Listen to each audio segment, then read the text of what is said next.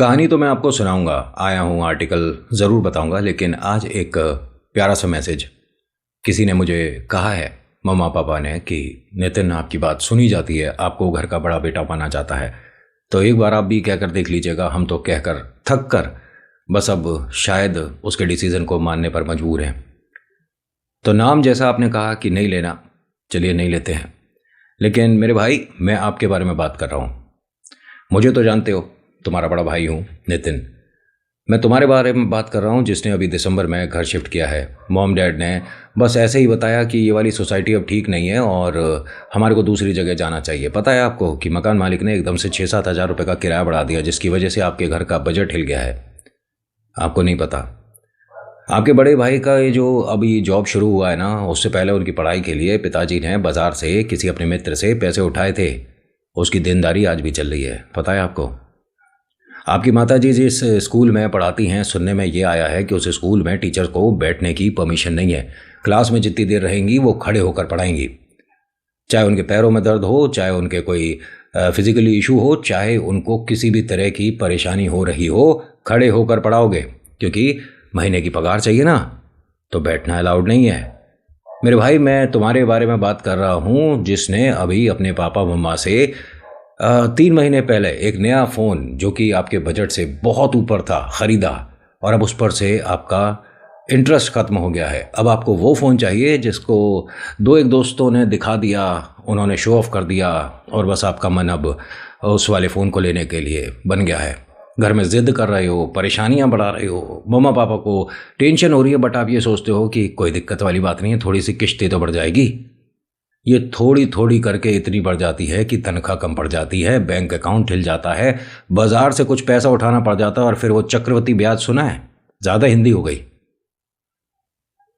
मेरे भाई। ये जो 1-1.5 लाख के 2 लाख के आप ये फ़ोन देख रहे हो, इनका क्या यूज़ है? आप स्कूल में हो, पढ़ाई कर रहे हो। पता है मज़ा कब आता है? मज़ा जब आता है जब आप कमाओ और आपके पिताजी जो चाहें वो खरीदें। आपके माताजी कभी सोचने पर मजबूर ना हो जाए कि साड़ी की कीमत क्या होगी, पसंद करो और लो, तब मज़ा है। अपनी डिमांड पहले बता दो और घर की सारी परेशानियां शुरू हो जाएं, घर में बजट हिल जाए, उसमें कोई बड़ी बात नहीं है, मूर्खता है। और आपने अपने घर में मेरा एग्जाम्पल दे दिया था। सुनने में आया है कि मैंने शायद किसी वीडियो में अपना फ़ोन, मैं मजाक के तौर पे दिखाता हूँ, और अगर ऐसी बात है ना, तो आज के बाद मेरी वीडियो में कभी कोई फ़ोन नहीं दिखेगा। अब अगर मेरे से कंपेयर कर रहे हो तो भाई, अब मैं अपनी तरफ से तुमसे बात करता हूँ। पहली बात, आप बहुत ऊपर हो, मैं कुछ नहीं हूँ। आप पढ़ रहे हो, आप पढ़ के पता नहीं कहाँ पहुँचोगे। मेरे जैसे हज़ारों यूट्यूबर तुम्हारे आगे ज़ीरो हैं। मैं क्यों बोल रहा हूँ, इसे ध्यान से सुनो। आपके माता पिता आपको सपोर्ट कर रहे हैं और आपको फ़ोन दिलाने को राज़ी होने वाले हैं, वो हो जाएंगे। ये बहुत बड़ी बात नहीं है। माता पिता तो अपने तन का हर आभूषण छोड़िए, अपनी चमड़ी भी उतार के बच्चों को देने के लिए राजी हो जाते हैं, ठीक है? तो आपका फ़ोन तो आ जाएगा, लेकिन इसमें पहले मैं अपने कंपेयर वाली बात बताता हूँ।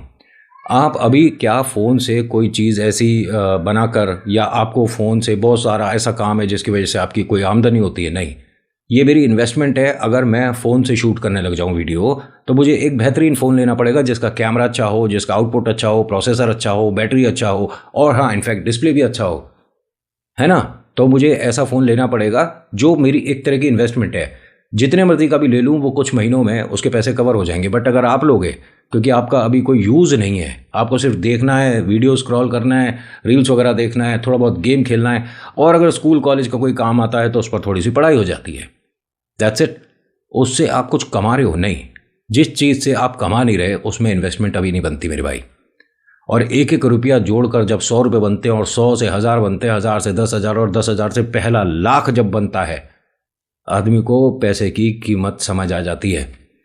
मेरे भाई, अगर तुम समझते हो कि नितिन तुम्हारी लाइफ में कोई वैल्यू रखता है, तो अपने माता पिता को आज इस वीडियो के ख़त्म होने से पहले आप बोल दोगे कि मैं इसी फ़ोन से खुश हूँ जो मेरे पास है। और ये जो बहुत महंगे महंगे फ़ोन लॉन्च होते हैं ना, एकदम हाई तौबा मत मचाया करो, ठीक है? कुछ दिन रुक जाओ, ये अपनी ओरिजिनल कीमत पे आ जाएंगे।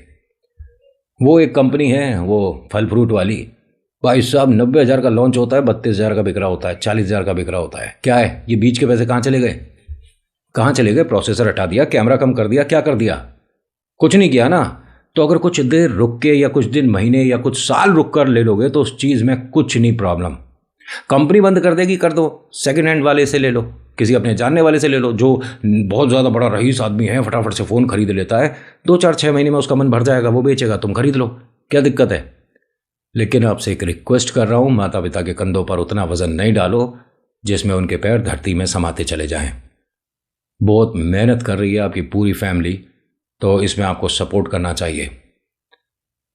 मैं बहुत ज़्यादा बातें कर गया, उसके लिए सॉरी। नमस्कार, जय भोले। मेरा नाम नितिन है, यह है चाचा का radio. Vlog, movie reviews, article लेकर आता हूँ और आज की इस वीडियो की शुरुआत में मुझे मैसेज देना बेहद ज़रूरी है, क्योंकि किसी फैमिली का अगर बजट हिल रहा है और उसके अंदर मैं कोशिश करके थोड़ा सा संभाल सकता हूँ तो कोई प्रॉब्लम नहीं है मेरी तरफ से। आप डिसलाइक कर दीजिएगा जो लोग कहानी सुनने आए थे कि यार तेरी 5 मिनट की हमने बकवास सुन ली। मैं डिसलाइक से खुश हूँ, कोई प्रॉब्लम नहीं। आज की कहानी बिजॉय की है। बिजॉय एक ऐसा इंसान जो कि कभी भूत प्रेत, आत्मा, तीसरी शक्ति और इन सभी चीज़ों पर ना विश्वास करता और ना किसी भी बात को, किसी भी जगह के बारे में जब सुनता है उस पर ज़्यादा ध्यान देता। कभी मतलब इसे एक्सपीरियंस नहीं हुआ, और जिसे कभी अनुभव नहीं हुआ उसके लिए मजाक है। जब तक आप खुद फील नहीं करते तब तक डर को क्लोजली सच नहीं मानते हो, ठीक है। होता क्या है कि बिजॉय जिस कंपनी में काम कर रहा था, इस कंपनी में आए दिन 2 एक लोग किसी अजीब सी बात का मतलब डिस्कशन करने लग जाते थे।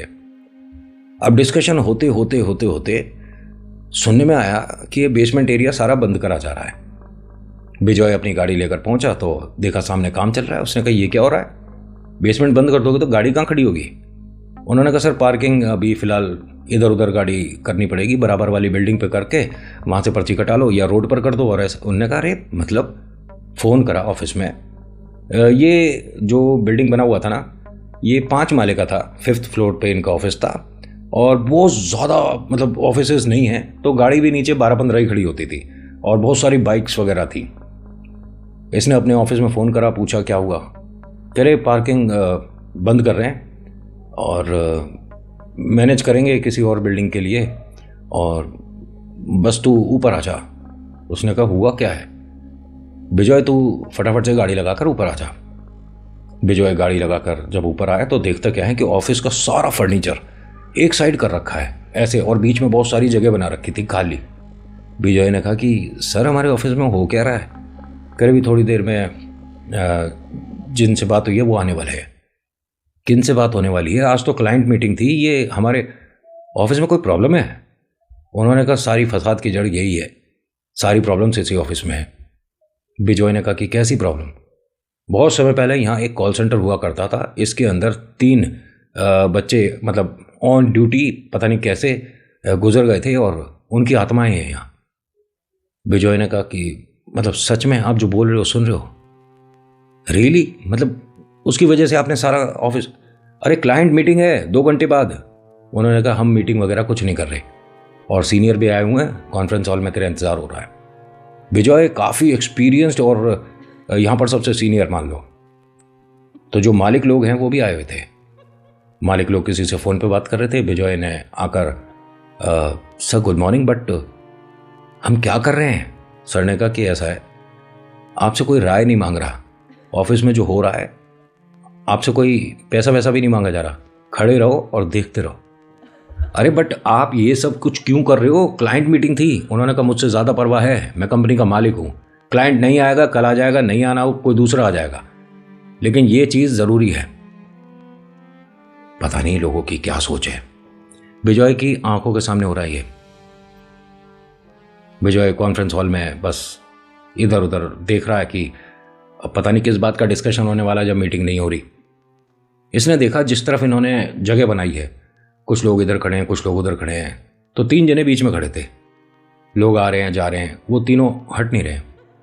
इसने बस एक बार देखा, फिर अपना लैपटॉप वगैरह खोल कर बैठ गया, फिर दोबारा देखा। फिर जो इनसे बिजॉय से जूनियर है, बिजॉय ने उसे फ़ोन किया, अंदर आ। वो आया। सर आज कोई नए इंटर्न आने वाले हैं? नहीं सर आज तो कोई इंटरव्यू वगैरह है नहीं, नेक्स्ट मंथ होने हैं। क्यों? आपको किसी को हायर करना था, किसी को आपने कार्ड दिया तो बताइए कौन आने वाला है। विजय ने कहा अरे मैंने किसी को नहीं दिया, बट ये 3 नए बच्चे दिख रहे हैं ना मुझे, ये किसकी टीम में आए हैं और इनका इंटरव्यू कब हुआ था? क्योंकि जब सेशन था मैं भी बैठा था, मेरे सामने ये तीनों नहीं आए। कौन सर? अरे जो बीच में खड़े हैं, इन तीनों के बारे में बात कर रहा हूँ। ये किसकी टीम में है? जो टीम लीडर है उसे बुलाना। 1 मिनट सर, मैं बुला तो दूंगा, बट कौन 3? तो विजय खड़ा होता है शीशे के सामने, बिल्कुल शीशे का कैबिन था, ऐसे हाथ फोल्ड कर रखा है। ये 3 नहीं दिख रहे तुम्हें? हैं? अब ये मत कहना कि ये तुम्हें दिखाई नहीं दे रहे, हमारे ऑफिस में ना जाने भूत प्रेत आत्मा आ गए हैं। अब जैसे ही ये बोला ना, थोड़ा सा तेज बोल गया, तो सीनियर जो यहाँ बैठे हुए थे ना मालिक लोग, वो एकदम खड़े हो जाते हैं और कहते हैं विजय। जी सर। कहाँ, कौन दिख रहा तुझे? अरे ये 2 लड़कियां और 1 लड़का जो बीच में खड़े हैं, अब आपको भी नहीं दिख रहा? 1 मिनट। इसने फ़ोन निकाला, फ़ोटो क्लिक करी तो उतना एरिया ब्लर। इसने कोई पोर्ट्रेट नहीं खींचा। पोर्ट्रेट समझते हो ना, थोड़ा सा ब्लर करना, सामने का ऑब्जेक्ट अच्छा आएगा, पीछे का थोड़ा धुंधला हो जाएगा, ठीक है। फोटोग्राफी बहुत अच्छे से आती है, कभी कहो हम आके कर देंगे आपकी फोटोग्राफी। हाँ मतलब बच्चों का नामकरण हो, शादी ब्याह, बर्थडे पार्टी, छोले भटूरे में भटूरे फूल गए, ये खास ओकेज़न जो भी है उसमें आप मुझे बुलाइए, कोई चार्जेस नहीं, बस मैं घर का खाना सारा खा जाता हूँ। तो ऐसे में इसने कोई पोर्ट्रेट वगैरह नहीं क्लिक किया था।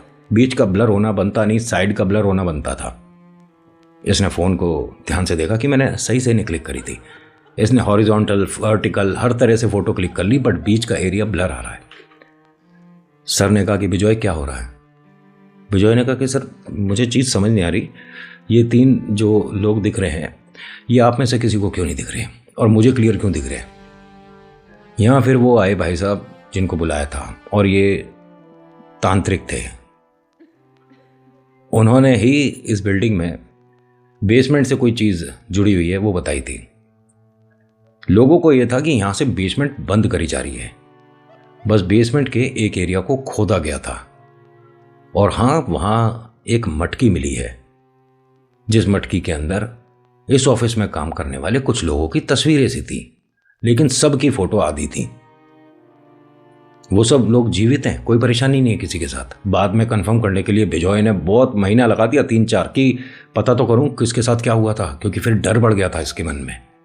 सब लोग सुरक्षित हैं, ठीक है, किसी के साथ कोई प्रॉब्लम नहीं। और उनको जब बताया गया ना कि उस वाली बिल्डिंग के नीचे एक पर्टिकुलर एरिया में एक छोटी सी मटकी मिली है, उसके अंदर आपकी तस्वीर कटी हुई मिली थी, मजाक समझा लोगों ने और इससे दोबारा बात नहीं करी।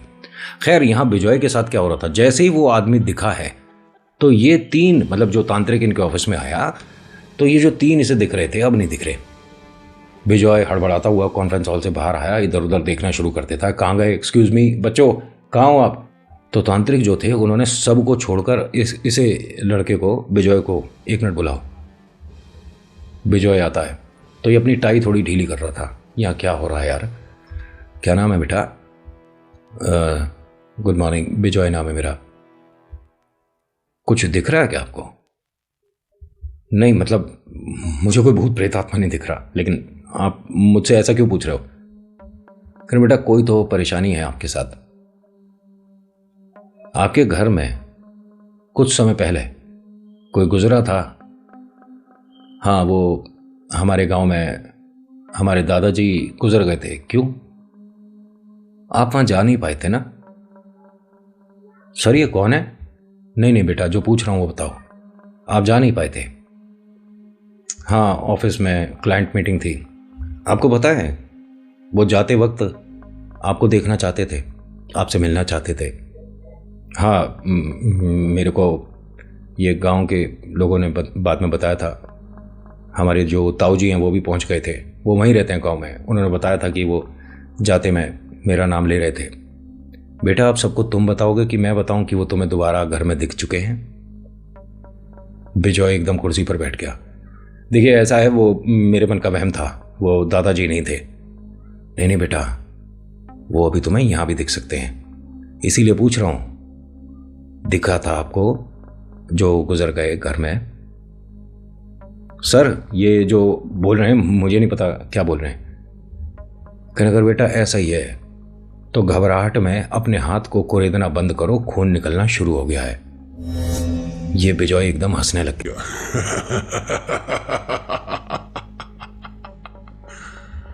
तू पहचान गया मुझे? हम तीनों कहीं नहीं जाने वाले। यहां से चला जा। जैसे ही बिजॉय ने ये करा, आसपास जितने भी इसके कलीग खड़े थे सब दूरी बनाकर कॉर्नर में चले गए।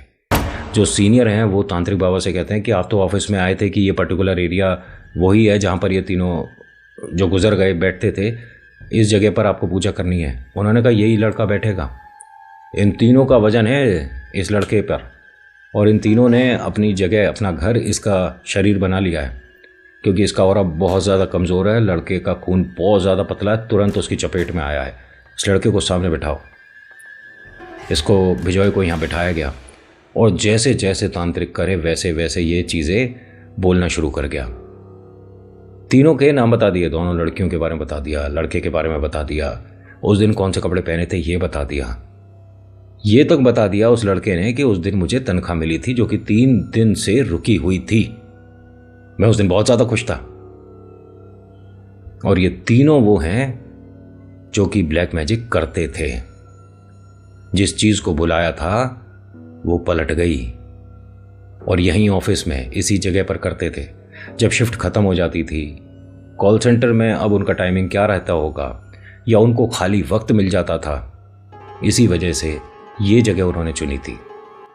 और हाँ, जो आज पार्किंग बना हुआ है वो पहले पार्किंग नहीं था, वहाँ बस कच्चा पक्का सा पुराना सामान सा पड़ा था, तो ये तीनों वहाँ पर भी रुका करते थे। ये जो गुजरे हैं, बहुत से लोगों ने कहा है कि उसी शक्ति की वजह से गुजरे हैं, और कुछ लोगों ने इसे नेचुरल डेथ समझा था। इसके पीछे क्या राज है, क्या रहस्य है, पता नहीं, लेकिन उन तीनों ने ये तांत्रिक को इस बिजॉय के माध्यम से कुछ चीज़ें बताई। तांत्रिक ने कहा कि उसका उपचार, उसका उपाय और उसकी मुक्ति मैं कराऊंगा। जिसको इन तीनों ने बुलाया था वो आज भी इस ऑफिस में है और अपनी जगह बना चुकी है, वो जो भी एंटिटी थी। तांत्रिक ने यहाँ पर अपनी क्रिया करी और करने के बाद इन सभी से बोल दिया कि जो जो मैं जैसे जैसे बताऊंगा वैसे वैसे इसको ऑफिस में आपको करना पड़ेगा। और जो बिजॉय है इसके लिए अलग तरह की चीज़ें बताई गई। बिजॉय के वजन का गुण मतलब इस पर से उतारा गया था। ये चीज़ों की डिमांड होती है, मतलब इसके नाम का एक, जैसे आर्टिकल में लिखा है, बकरा भी दिया गया है। क्यों, क्या, किस लिए, मैं बस उतना ही बता सकता हूँ जितना आर्टिकल में मेंशन है। बहुत सी चीज़ें मेरे को भी नहीं पता होती हैं, लेकिन बिजॉय के साथ जो चीज़ें हो रही थी वो बिजॉय भी नहीं समझ रहा था। इसने मोबाइल में जो फोटोज़ क्लिक करी थी बिजॉय के ठीक होने के बाद, ऐसे ही कभी ये फोटोग्राफी करता होगा तो देख रहा था। तीनों के चेहरे क्लियर थे और उनमें से एक लड़की पलटकर इसकी तरफ देख रही थी। मतलब तीनों ऐसे सीधे खड़े थे, लेकिन उनमें से एक लड़की इसकी तरफ देख रही थी। और इसे अच्छे से याद है कि जब मैं शीशे में से देख रहा था उनमें मेरी तरफ कोई नहीं देख रहा था, सब सामने खिड़की की तरफ देख रहे थे तीनों।